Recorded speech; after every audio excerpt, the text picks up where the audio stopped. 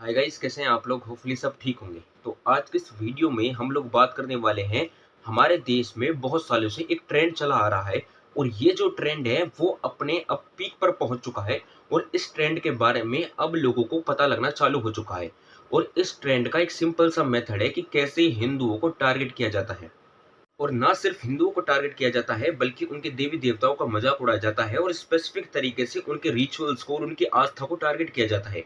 और ये जो ट्रेंड है वो सबसे पहले जो है वो बॉलीवुड के द्वारा फॉलो किया गया। बॉलीवुड मूवीज के अंदर हमें देखने को मिला, जहां पर बॉलीवुड मूवीज के अंदर यही था कि कैसे भी करके किसी भी मेथड से हिंदुओं को टारगेट करना, उनकी आस्था को टारगेट करना, उनके रिचुअल्स का मजाक उड़ाना और उनके देवी देवताओं का मजाक उड़ाना। वाल्मीकि ने रामायण में कहा है, जब वनवास में भूख लगी थी तब राम, लक्ष्मण और सीता ने जानवरों को मारकर पका कर खाया था। रामायण में भी लिखा है कि उन लोगों ने नॉनवेज खाया। इसके अलावा बॉलीवुड ने अपनी मूवीज के जरिए मिस इन्फॉर्मेशन को प्रोवाइड करवाना और एक पर्टिकुलर कम्युनिटी की इमेज को अच्छा दिखाना और उनकी इमेज को एक अच्छी तरीके से रिप्रेजेंट करना, ये सारी चीजें बॉलीवुड मूवीज के अंदर सालों से चली आ रही है। एग्जाम्पल के लिए आपने कुछ साल पहले आई हुई अक्षय कुमार की हॉलीडे मूवी जरूर देखी होगी। उस मूवी के अंदर एक पर्टिकुलर सीन है जहां पर अक्षय कुमार कहते हुए नजर आते हैं एक इंसान से कि उनके कैंप में एक अशरफ नाम का सोल्जर था, जिसको पाकिस्तानियों के द्वारा पकड़ लिया जाता है और अपनी कैद में जो है वो बंदी बनाकर रख दिया जाता है। बाद में पाकिस्तानियों के द्वारा अशरफ को जो है वो टॉर्चर किया जाता है और लगभग 7 दिनों तक उसे टॉर्चर किया जाता है और उसे जान से मार दिया जाता है। 10वें दिन जब उसके पिताजी रो रहे थे और उसकी माताजी रो रहे थे, लेकिन उसके भाई ने 10वें दिन मिलिट्री ज्वाइन कर ली। इस सीन के अंदर बॉलीवुड वालों ने बड़ी ही इमोशनल तरीके से देशभक्ति को रिप्रेजेंट किया है, लेकिन मैं आपको रियलिटी बताता हूँ कि कैसे बॉलीवुड ने इस सीन के अंदर प्रोपेगेंडा फैलाया है। रियलिटी ये है कि अशरफ नाम का जो सोल्जर है वो रियलिटी में एग्जिस्ट करता ही नहीं है। उसकी जगह पर जो असली कैरेक्टर था वो था सौरभ कालिया का। सौरभ कालिया वही इंसान थे, वही सोल्जर थे जिन्होंने अपने 5 सोल्जर्स के साथ मिलकर जो है वो 15 मई 1999 को बजरंग चोटी जो थी उस पर चढ़ाई कर रहे थे। अब चोटी बहुत ही ज्यादा बड़ी ऊंचाई पर थी, लगभग 8 किलोमीटर का रास्ता था, तो उन्होंने वो रास्ता को तय करने की सोची। तो 4 किलोमीटर तक पहुंचने के बाद वो रुक जाते हैं, क्योंकि बहुत ही ज्यादा ऊंचाई पर होने के बाद और ठंड ज्यादा होने के कारण वो आधे ही रास्ते पर रुक जाते हैं, जहां पर उस चीज का फायदा उठाने के लिए पाकिस्तानियों ने उन 5 सोल्जर्स के ऊपर जो है वो हमला कर दिया। हमला कर देने के बाद पाकिस्तानियों के द्वारा उन्हें बंदी बना लिया गया और फिर उन्हें अपने पाकिस्तान में ले जाकर उन्हें टॉर्चर किया गया और बड़ी ही बेरहमी से उन्हें टॉर्चर किया गया और फिर अंत में उन्हें जान से मार दिया गया। लेकिन ये सारी चीजें बॉलीवुड में कैसे दिखाई गई है, सिर्फ एक पर्टिकुलर कम्युनिटी के इमेज को अच्छा दिखाने के लिए और उसकी इमेज को एक रिप्रेजेंट करने के लिए अच्छे तरीके से उसके कैरेक्टर की जो रियलिटी में एग्जिस्ट करता है उसके नाम को ही बदल दिया। इतना ही नहीं, आप एक और प्रोपेगेंडा सुनिए बॉलीवुड का। आप लोगों ने मूवी देखी होगी चक दे इंडिया कबीर खान की, जिसमें कबीर खान का जो रोल होते हैं वो शाहरुख खान प्ले करते हैं। अब कबीर खान कौन थे? वो इंडियन वुमेन्स हॉकी टीम के नेशनल कोच थे और वो अपनी टीम को ले जाते हैं इंटरनेशनल में और उनको अपनी टीम को ग्रूम करते हैं और ट्रेनिंग वगैरह देते हैं ताकि वो इंटरनेशनल गोल्ड मेडल जीत के ला सके इंडिया के लिए। लेकिन रियलिटी क्या है? रियलिटी में कबीर खान का कैरेक्टर एग्जिस्ट करता ही नहीं है। फिर यहीं पर वही पॉइंट आ जाता है कि एक कम्युनिटी के इमेज को अच्छा दिखाने के लिए कैरेक्टर का ही जो है वो चेंज कर दिया गया। रियलिटी में ये मूवी जो बनाई गई थी वो रंजन नेगी नाम के कैरेक्टर के ऊपर बनाई गई थी, जो कि रियलिटी के अंदर जो है वो इंडियन विमेंस हॉकी टीम के कोच रह चुके हैं। लेकिन मूवी के अंदर क्या दिखाया गया है कि कबीर खान कैसे हमारी टीम को जो है वो ग्रूम करते हैं और उन्हें ट्रेनिंग देते हैं और ताकि वो इंडिया जो है वो इंटरनेशनल लेवल पर जाकर गोल्ड मेडल जीत सके। सिर्फ इतना ही नहीं, और भी बहुत सारी बॉलीवुड मूवीज है जिनके अंदर भर भर के जो है वो प्रोपेगेंडा दिखाने की कोशिश की गई है। फिर वो चाहे पीके को उठाकर देख लो, जवान को उठाकर देख लो, ऐसी बहुत सारी मूवीज आपको देखने को मिल जाएंगी।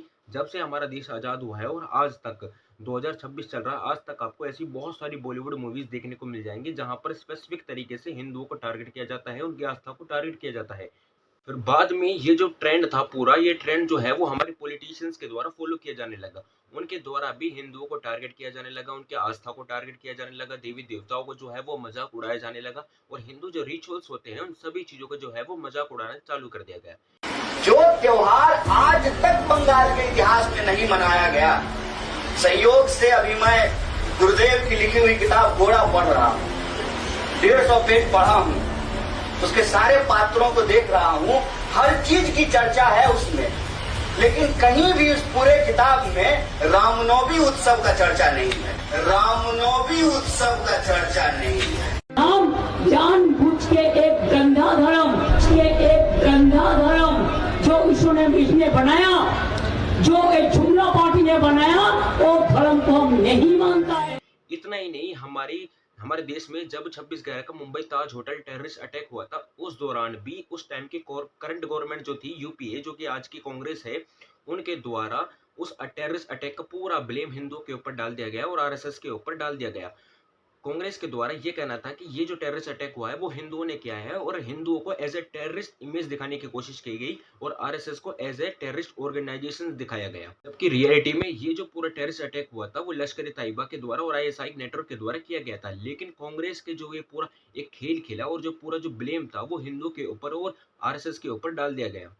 ये जो पूरा ट्रेंड है वो अब हमारे देश में हमारी देश की बड़ी-बड़ी कंपनीज के द्वारा और बिजनेसमैन के द्वारा जो है वो फॉलो किया जा रहा है। आप लोगों ने भी कुछ दिन पहले नासिक में जो हुआ टीसीएस के अंदर वो आप लोगों ने सुन लिया होगा। मैं आपको बता देता हूँ कि आखिरकार रियलिटी में हुआ क्या था। तो नासिक टीसीएस के अंदर एक आईटी सेक्टर के अंदर, एक कॉर्पोरेट सेक्टर के अंदर आप लोग इस चीज का आइडिया लगा लो कि एक आईटी और एक कॉर्पोरेट सेक्टर के अंदर एक कन्वर्जन रैकेट चलाया जा रहा था हिंदू लड़कियों को लेकर, कि हिंदू लड़कियों को जो है वो उनकी जो हिंदू लड़के एम्प्लॉय बनकर जो है वो जाती थी जॉब के लिए, उनकी वीकनेस को आइडेंटिफाई करके बाद में उन्हीं वीकनेस का जो है वो सहारा लेकर उसका फायदा उठाकर हिंदू लड़कियों को टारगेट किया जाता था और उन्हें अपने जाल में बहला फुसलाकर अपने ट्रैप में फंसाया जाता था।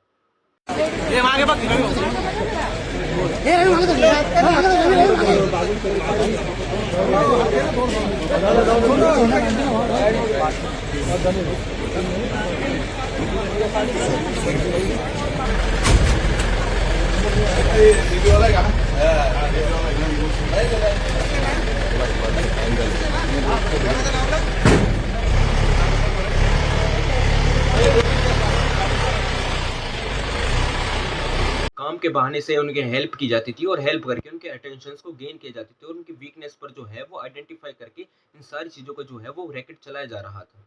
कोई नॉर्मल इंसान इस चीज का आइडिया ही नहीं लगा सकता कि कैसे एक आईटी कॉर्पोरेट सेक्टर के अंदर रिलीजन कन्वर्जन जैसा रैकेट चलाया जा रहा था हमारे देश के अंदर। इसके बाद ये जो ट्रेंड है वो फॉलो किया जाने लगा पीयूष बंसल की लेंसकार्ट कंपनी के द्वारा। लेंसकार्ट कंपनी जो थी उनकी एक पॉलिसीज का जो नोटिस था वो पब्लिकली सर्कुलेट हो गया, जिस नोटिस के अंदर उनकी पॉलिसीज के कुछ रूल्स और रेगुलेशंस लिखे हुए थे, जिनमें यही था कि बुर्का और हिजाब तो अलाउड है एम्प्लॉयज के लिए, लेकिन तिलक, शिखा, कलावा, मंगलसूत्र जैसी चीजें जो है वो बिल्कुल भी अलाउड नहीं है लेंसकार्ट के एम्प्लॉयज के लिए। Lenskart dress code policy sparked an internet-wide outrage. Under the dress code, female staff were asked to wear hijab, but it forbid them from wearing bindi, tilak, or any forms of vermilion at work. The document read, if wearing sindoor, it should be placed minimally and it should not fall on the forehead. It further added, bindi is not allowed, religious threads or wristbands must be taken out. Hijab for Muslim women is allowed, but it should meet. मतलब आप लोग इस चीज का idea लगा लो कि पीयूष बंसल खुद एक तो हिंदू है और हिंदू होने के बाद उनकी जो मेजोरिटी जो पब्लिक है जो उनके प्रोडक्ट को खरीदती है और उनकी जो कमाई का जो सबसे बड़ा सोर्स है वो हिंदुओं से ही आता है। लेकिन इन सारी चीजों के बावजूद हिंदू रिचुअल्स और हिंदू की आस्थाओं को कैसे उन्हें टारगेट किया गया, ये सब जो है वो पीयूष बंसल की लेंसकार्ट कंपनी में हो रहा था। और जब इन लोगों की रियलिटी लोगों के सामने आना चालू हुई तो लोगों ने इनको गालियां देने चालू कर, इनके प्रोडक्ट को जो है वो बॉयकॉट करना चालू किया और सोशल मीडिया पर इन लोगों को ट्रोल करना चालू किया। बाद में लेंसकार्ट कंपनी के पीयूष बंसल जी सामने आते हैं और वो अपने बयान में कहते हैं कि ये जो पॉलिसीज थी लेंसकार्ट के अंदर वो बहुत ही ज्यादा पुरानी थी, वो एक ट्रेनिंग के दौरान जो है वो बनाई गई थी सिर्फ ट्रेनिंग के लिए, बाकी ऐसी चीजें रियलिटी में बिल्कुल भी नहीं है हमारी पॉलिसीज के अंदर। फिर इनके बाद में एक और बिजनेसमैन सामने निकल कर आती है जो कि शार्क टैंक की जज थी और पीयूष बंसल के साथ वो भी ऐसे ही शार्क टैंक में जो है वो जज बना करती थी। उसका नाम था नम्रता थापा। अब नम्रता थापा जो थी उन्होंने एक वीडियो जारी की जिसमें वो बताते हैं कि कैसे नमाज पढ़ने के जो है वो कितने ज्यादा फायदे हैं और कितनी ज्यादा एक अच्छी चीज है नमाज पढ़ना, जो कि एक बढ़िया बात है कि आप अगर किसी चीज के फायदे बता रहे हो जो कि अच्छी बात है उस चीज को लेकिन साइड में रखो। लेकिन वहीं पर जब बात आती है हिंदू रिचुअल्स की तो मैडम का ये कहना है संस्कारी संस्कारी, आय हाय हाय, सभ्य संस्कारी, पक गई हूँ मैं ये वर्ड सुन के। यू नो पीपल थिंक कि यार साड़ी पहन के पूजा करो तो संस्कारी होते हैं। That's not true. Sanskar is about having a kind heart and you know just being full of grace and gratitude. मतलब खुद हिंदू होने के बावजूद हिंदू रिचुअल्स का इतनी बुरी तरीके से मजाक उड़ाना और उन्हें एक ऐसी तरीके से रिप्रेजेंट करना कि वो कितनी ज्यादा गलत चीजें हैं और हमारे देश में जो भी चीजें हो रही है हिंदू औरतों के द्वारा वो सारी की सारी जो है वो गलत हो रही है। अब आप लोग खुद सोच कर देखो और खुद इस चीज का आइडिया लगा कर देखो कि एक ऐसा देश जिसकी मेजोरिटी हिंदू है, हिंदू ही वो है जो इन लोगों के लिए एक सक्सेसफुल जो है वो फ्रेंचाइजीज बनाता है। हिंदू ही वही लोग हैं जो बॉलीवुड मूवीज को देखकर उनके टिकट को खरीदकर बॉलीवुड मूवीज को जो है वो ब्लॉकबस्टर बनाते हैं और उनके लिए पैसा कमाने में मदद करते हैं। लेकिन ये काम किसके अगेंस्ट में करते हैं? हिंदुओं के अगेंस्ट में करते हैं। पॉलिटिशियंस के लिए हिंदू ही है जो मेजोरिटी में उनको वोट देकर इलेक्शन जितवाने में मदद करते हैं, लेकिन ये किसके खिलाफ बोलते हैं? हिंदुओं के खिलाफ बोलते हैं।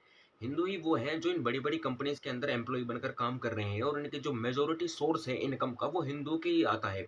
हिंदू इनके जो है प्रोडक्ट को खरीदते हैं और उनके बिज़नेस में जो है वो ग्रोथ करने में मदद करते हैं।